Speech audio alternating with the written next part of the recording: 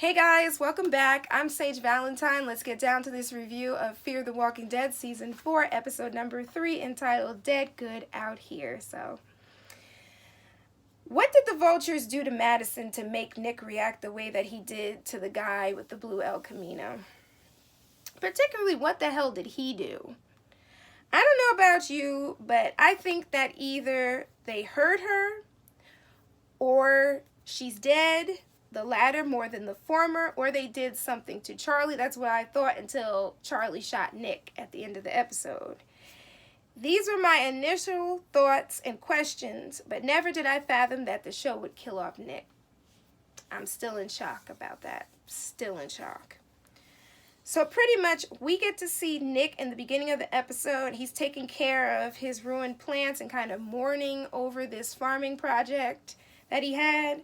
And then we see Nick presently, and he's guarded and he's angry. Al tries to take advantage of this. She tries to talk to him. Then she breaks out of her zip ties. She fights with Nick. Nick goes flying forward into the front console of the truck, startles Lucy, who is basically, she's swerving to miss this walker herd that's gathered on the side of the road where it looks like there's a turn or something. Lucy loses control of the truck. They go off down a hill and crash into these, like, what's it called? Tree stumps or a fallen tree or something like that. And then here come the walkers. Now, Nick keeps blacking out. And when he finally wakes up after they show us the sequence of him agreeing to go on a run with Madison, he finds himself lying down. Strand, Alicia, and Luciana are tied up. Al and John have guns, and I think Al might have Alicia's little metal stick thing. And Morgan is just sitting on a tree stump watching them. Pretty much Al's truck needs a tow. Lucy said she saw some tow trucks and she convinces Al to untie her, Strand, and Alicia. And it was funny how Al hesitated before she untied Strand. Everybody seems to hesitate around Strand, but Strand's sixth sense is always on point. And I always feel like this group needs Strand around, even if he does cause a bit of trouble, because Strand always sees through people. And he is normally right. And basically, Nick is left behind with Morgan as the others go off to find the tow trucks. Morgan has to babysit Nick because Morgan's leg is all messed up. And he feels like he'll slow them down if he goes with them. And he says, if you guys come back and I'm not here, then something went wrong. Lucy tells Nick that they won't be long. And Nick tells Alicia to make sure that Lucy comes back because Nick is still suffering through abandonment fears when it comes to Luciana, especially after she left in season 3. Then we get a scene with Nick and Morgan. It was the scene I was waiting for. Morgan cuts Nick free so Nick can get food for himself. And then Nick eyes the knife that Morgan put down.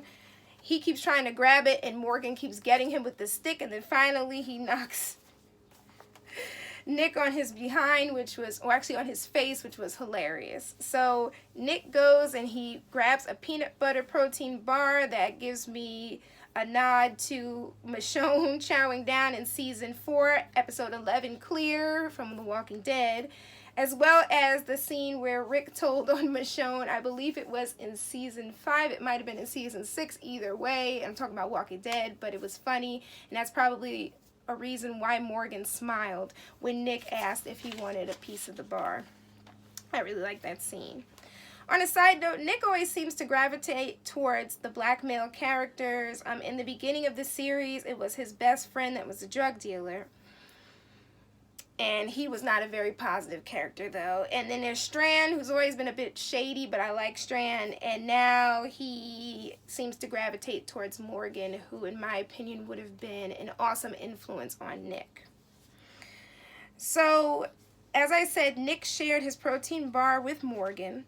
Morgan decided to go off on his own to do a little practicing with his stick on the road. And he said, like, Nick, if you walk away 5 feet, In other words, he's going to come down there and deal with him. So Nick decides to kind of look at Morgan's pack or look through it, and he finds that little book that Eastman gave Morgan. Then he starts looking at Al's camera, and he saw the video of John and then the video of Morgan. Now Morgan tries to practice with his stick, and then his leg starts giving him pain. He sees a blue car, which is the blue El Camino that BMX guy was driving, and it's the one that Nick knows belongs to that Vulture dude, the BMX bike. Morgan tries to stop Nick from escaping to go to that dude. Nick and Morgan fight. Nick somehow triggers the horn of the truck. Then he breaks out, takes off running, leaving Morgan without his stick. I really like that walker close-up where the walker was kind of growling, and then she met her end via Alicia's metal stick thingy that Al was wielding. Pretty much Strand, Luciana, Alicia, Al, and John are trying to figure out how to start up one of the tow trucks in that little yard thingy. And they're going to use the cable on the back of one of the trucks to pull up Al's SWAT van truck. Pull it up the hill and stuff. You know what I'm saying. Anyway, Strand is right, in my opinion, to be skeptical of Al. Don't get me wrong, I really like Al's character, but there's something she's not telling us. I really want to know what her story is. And why does she really want everyone's story? Why does she want to record it? There's something up with that whole situation. Now, Lucy's point of view in regards to Al is that Al knows her blank, except the blank about truth. Strand says that once they do all of this and tow Al's truck and everything, that he and Alicia and Lucy and Nick will consider Al's offer. Now Nick is all alone. He comes upon a field of bluebells, which were also shown in the opening sequence of the show, you know, where they play the little song and then they show like the open field. If you paid attention, there were some bluebells sprinkled in front where we could see. I really like how the color scheme is in the current, I guess you could call it present scenes involving Nick and everyone, and how in this scene with Nick and the bluebells were bright and technicolor. I really like that. So Nick and Madison head out of the baseball stadium. They go past the Vultures. They meet up with the Vulture leader. I don't even care about his name because I can't stand this dude. He basically tosses the Little Prince book back in Nick's face. He claims that Charlie was never going to stay with them. I'm like, I don't even want to hear what he has to say. Madison in this episode is shown to be more optimistic than usual. And to me, that's scary because you know what generally happens to people who are optimistic in the zombie apocalypse. And Madison is looking for a sign of something good. So we're shown Nick looking at the flowers again, and I guess that's his sign of something good in the world, or good left in the world, like his mother said. And because of this, Nick ends up having a close call with death via two walkers that literally knock him all the way down to the ground, and Morgan saves him. Morgan basically says that they need to find somewhere safe because that horn is going to draw a hell of a lot of walkers into the area. Speaking of walkers, I love how creative these walkers are, and they remind me a lot of the zombies on Z Nation. They also remind me of how crazy the walkers used to be on The Walking Dead and how wild the walkers were in seasons 1, 2, 3 of Fear the Walking Dead. And I really like seeing Nick and Morgan walking and chatting together. Nick wonders why Morgan helped him. Morgan says that he doesn't kill. I know a lot of people are complaining about that, but if you read the comics, you understand why TV show Morgan has taken this stance, and you kind of accept it. Well, that's the way I have learned to accept Morgan's storyline, because in the comic books, Morgan goes crazy and he kills himself. So I'm glad that the show decided to make him believe that all life is precious, so he won't do something drastic and crazy, because I don't know about you guys, but in the season finale of The Walking Dead, I was afraid that Morgan was going to kill himself. So I'm even happier and more content with the fact that Morgan has moved from Walking Dead to Fear the Walking Dead. So we see Nick and Madison in the past. They come upon some food, which is in the back of that stupid blue El Camino. And apparently this dude was following them, or he knew where they were going. I wish that Madison had allowed Nick to deal with the El Camino guy in the past, because then he would still be alive and Charlie would more than likely be with the vultures somewhere. And seeing Charlie with that walkie-talkie made me roll my eyes. I'm like, I'm done with this traitor child. I don't care what happens to her. This dude in the El Camino starts speaking for Charlie, and on the one hand, I'm just like, can't this child speak for herself? But then, again, I'm done with her. And once Nick kind of roughs that dude up, and Madison kind of pulls Nick back from the guy, Charlie runs to his side. I'm talking about the El Camino guy. So we see Morgan fixing his bandage, despite the fact that Nick offered to help him. And at this point, I feel like Morgan and Nick are going to end up being besties or something like that. Morgan tried to warn Nick about getting his revenge on that El Camino guy. He said it does not change anything the way that you think that it will. It won't end up the way you think it will. And when Nick tries to ask Morgan about his past, Morgan's just like, he doesn't want to talk about it. Is it me, or did Al seem a bit too eager about saving that truck?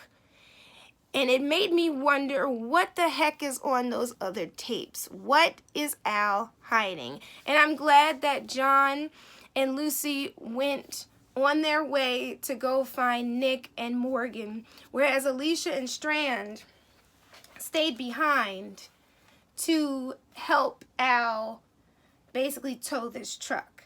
And Strand's like, listen, once we tow your van and you take us to where you found this flag, when all is said and done, we have to have a chat. And Al was just like, well, I have to talk to you guys. I wonder, will Alicia end up blaming Al for holding her in the group up from finding Nick, especially after Nick died? Oh yeah, and Alicia's really badass. So the towing begins, slow and steady wins the race. Morgan comes upon the El Camino guy, and Morgan's trying to tell him, dude, it's time for you to go. Leave this area, please, go. And this guy is rude, as he always is, and he tells Morgan beforehand, there's nothing here for you, and calls him an old man. He keeps on talking crap. Then Morgan sees Nick standing what looked like a 50 feet to 100 feet away, and then he starts walking towards them, and I'm shaking my head. I felt like Morgan was such a positive, or was going to be a positive influence on Nick. It's a shame how this episode ended. Morgan tries to stop Nick from seeking revenge on this dude. Morgan just let Nick go and do what he had to do. And then Nick goes in, he starts fighting with the guy. Morgan's walking away, then he turns around and he comes back. In the end, the El Camino guy gets pushed by Nick onto some antlers, and they are deep, but they're not that deep until Nick finally pushes him all the way down. Blood's coming out. It's very graphic, and the dude dies. Then we see John and Lucy talking, and John gives Lucy some candy and apologizes for blurting out what he noticed was going on between Nick and Lucy. And Lucy reveals that, yes, she did leave Nick, but she still loved him. I don't blame Lucy for leaving, because in season 3, on a side note, that whole storyline situation was a hot mess. I would have left if I was Lucy myself, because that whole compound with the racist people, it was pissing off quite a few fans, so one can only imagine how the characters were feeling at that point. So Morgan sees Nick emerge from that little container thing that he killed the El Camino guy in. Morgan reveals that he lost his wife, his son, and his friends and himself, and he could see himself and how he used to be in Nick, how Nick is right now. Morgan says he never thought he could find his way out, and then he met Eastman. And I had hoped that Morgan and Nick would bond further and become best friends. Morgan's guidance is exactly what Nick needed because Nick has always been lost. And I really feel like he would have found himself with Morgan. So Morgan sees the others pulling up when he's standing in the same area as Nick. Nick kind of walks. We see Al looking in her truck, and she sees that the safe thing that she had locked up was opened, and she's relieved to find that all her tapes are together and safe and sound. And then she's holding one particular box of tapes, and it says The Bog. And I'm like, what the heck was The Bog? What is going on with these tapes? Like, I'm ready to find out Al's story. I need an episode about Al because there's something shady going on about Al. I like the character, but there's something off about her character. I like how Nick's death scene began while Nick was looking at the blue bonnet flower that was about as blue as this right here. And then we see Nick and Madison pulling over, and Madison basically saying, I told you so, when they find the field of blue bonnets. And Nick lying down in that field. And then we see Nick looking at the flower again. We hear a gunshot, and then Nick's eyes get wide. He kind of jumps, and he puts his hand to I believe it's the left side of his chest, and his fingers reveal all this dark blood, and it appears that he was shot. And I guess part of me believed that he could be saved because remember in The Walking Dead, Carl got shot and then Carl was saved. Well, we see that Charlie was the one that shot him, and I'm just like, I'm done with this character. I don't even care. I don't even want to talk about her. I'm done with her. Then we see Nick keeling over, and I love how the camera kind of keels with him. Then we see Charlie kind of looking, and she runs off. Meanwhile, Lucy and Alicia come in the area, and they're freaking out. And Alicia runs, about to follow the person who shot her brother. She doesn't know it's Charlie, and then she stops. And then we see everyone kind of looking down at Nick. Strand, Alicia, and Lucy are around him. He's trying to speak, and there's dark blood coming out of his mouth, which means he is seriously dying. Because when you start seeing dark blood, that's organ blood, blood without too much oxygen. Because when blood usually sees like the light or air hits it, it is red. But if it's organ blood, it's the dark, dark, dark blood. And it's coming out of his mouth, and he finally dies. And then that scene moves over to the scene in the past with Nick lying down in the flowers. And then he looks up.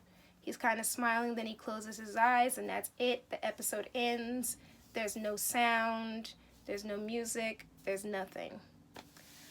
To say that I am sad is an understatement. I'm just completely in shock at this point. Nick was my favorite character, and I wanted more than anything for Frank Delane to finally sit on the Talking Dead couch, and I figured that he was going to be the special guest, the secret guest on Talking Dead, but he wasn't. It was the...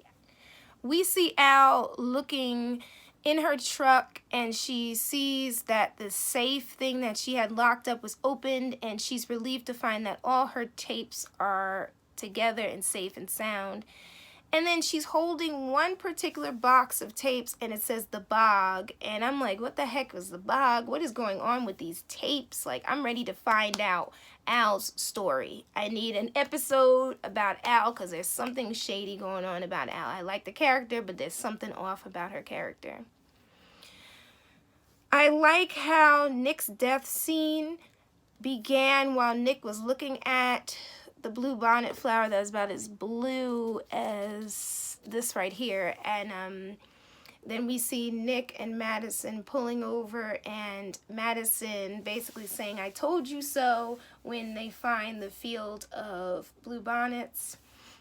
And Nick lying down in that field, and then we see Nick looking at the flower again. We hear a gunshot, and then Nick's eyes get wide. He kind of jumps, and he puts his hand to the, I believe it's the left side of his chest, and his fingers reveal all this dark blood, and it appears that he was shot. And I guess part of me believed that he could be saved, because remember in The Walking Dead, Carl got shot, and then Carl was saved.